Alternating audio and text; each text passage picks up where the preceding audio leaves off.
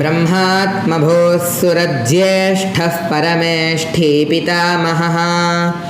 हिरण्यगर्भो लोकेशः स्वयंभूश्चतुराननः धाताब्जयो निर्द्रुहिणो विरिञ्जिः कमलासनः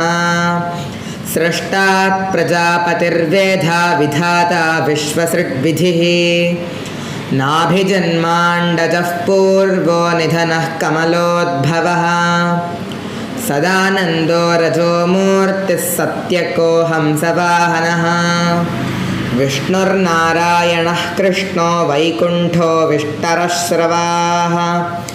दामोदरो हृषीकेशः केशवो माधवस्वभूः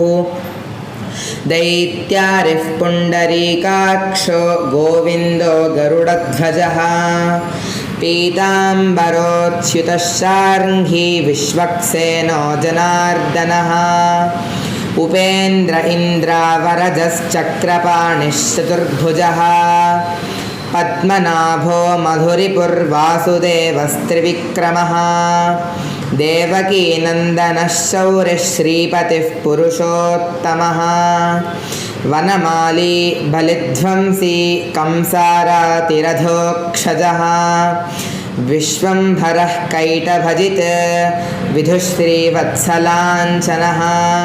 पुराणपुरुषो यज्ञपुरुषः नरकान्तकः जलशायी विश्वरूपो मुकुन्दो मुरमर्दनः वसुदेवोऽस्य जनकः स एवानकदुन्दुभिः बलभद्रः प्रलम्भग्नः बलदेवोच्युताग्रजः